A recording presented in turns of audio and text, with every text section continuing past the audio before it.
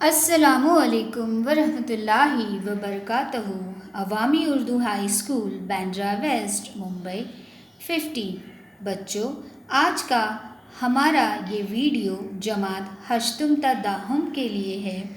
मज़मून उर्दू है और आज के इस वीडियो का उन्वान साबिका और लाहिका है।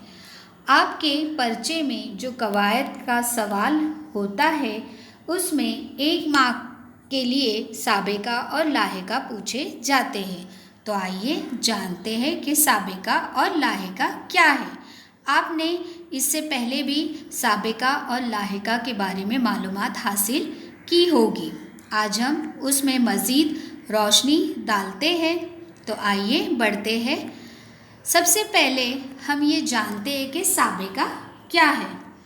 तो कवायद की रूह से साबिका का मतलब है किसी मुफरद यानी एक लफ्ज़ से पहले लगाया जाने वाला हुर्फ या लफ्ज़।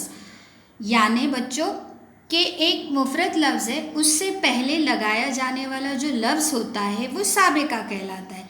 साबिका अरबी ज़बान का लफ्ज़ है बच्चों, जिसका मतलब ही ये होता है कि पहले आने वाला लफ्ज़।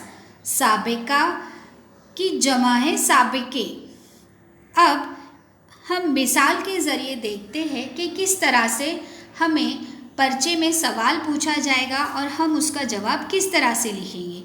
आपको साबिका दिया जाएगा, मिसाल के तौर पे बद। तो अब उससे जो है हमें साबिका बनाना है। तो अब साबिका का मतलब ही होता है कि पहले लगने वाला लफ्ज़। तो अब हम सूरत एक लफ्ज़ है, उससे पहले हमने बद लगा दिया तो बन गया बदसूरत। यानी लफ्ज़ सूरत है, उसके पहले हमने साबिका लगाया बद, तो नया लफ्ज़ बना बदसूरत। इस तरह और एक मिसाल के ज़रिए हम देखते हैं। साबिका है खुश। अब इसको आपको पहले लगाना है और एक नया लफ्ज़ बनाना है। तो हमने लफ्ज़ ले लिया नसीब। साबिका हमारा है खुश, तो नया लफ्ज़ बन गया खुश नसीब। इस तरह हम और मज़ीद अल्फाज के ज़रिए साबिका बनाते हैं। जैसे मान लीजिए इम्तिहान में अगर इस तरह के अल्फाज अगर आपको आते हैं तो आप उनसे साबिके कैसे बनाएंगे। जैसे है अन, तो आपको पहले लगाना है अन जमा पढ़ बन गया अनपढ़। अनगिनत बा, तो बावजू बाशऊर। बद, बद अखलाक, बदतमीज़ या बद किरदार। बे, बेवजह, बेलौस। पाक, तो पाक दामन, पाक इरादे। हम, तो हम सफ़र, हम असर।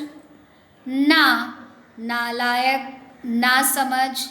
ला, लाजवाल, ला तादाद। गैर, गैर हाजिर, गैर संजीदा। दर, तो दरगाह, दर हकीकत। खुश, तो खुश अखलाक, खुश बास, और हमने खुश नसीब भी देखा। इस तरह से आपको साबिके बनाने हैं। उसके बाद हम आते हैं लाहिका। अब कवायद की रूह से लाहिका का मतलब है पीछे या बाद में लगाए जाने वाले हुरूफ या अल्फाज। ये वो हुर्फ या अल्फाज है जिन्हें किसी हुर्फ या लफ्ज़ के आखिर में लगाकर नए अल्फाज बनाए जाते हैं।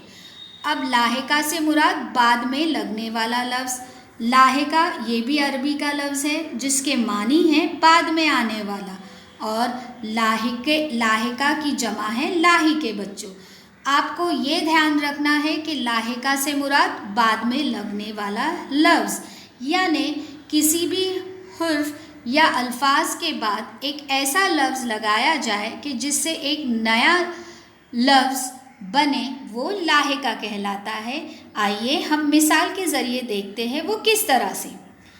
अब यहाँ पर आपको मान लीजिए एग्ज़ाम में लाहिका दिया जाएगा गार, और इसकी मदद से आपको लाहिका बनाना है। अब लाहिका से मुराद बाद में लगने वाला, तो हमने एक लफ्ज़ ले लिया तलब, उसके बाद लगा दिया गार, तो हमारे पास नया लफ्ज़ बन गया तलब गार। अगली मिसाल, लाहिका है नाक, हमने लफ्ज़ लिया अफसोस, तो नया लफ्ज़ बन गया लाहिका के साथ अफसोस नाक। और बहुत सारे ऐसे लाहिके हैं जिनकी मदद से हम नए अल्फाज बना सकते हैं। जैसे अल्फाज है खाना, तो मैं के बाद लगाए हमने खाना तो बन गया मैं खाना।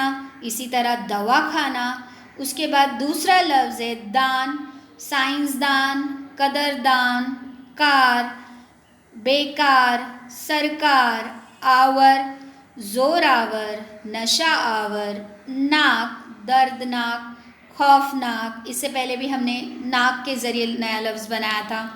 मंद तो ज़रूरतमंद, सेहतमंद, गो खुश गो, कम गो, आरा जहाँ आरा, हुस्न आरा, बाजी बैदबाजी, पतंगबाजी, दानी नमकदानी, साबुनदानी, गार मददगार, तलबगार।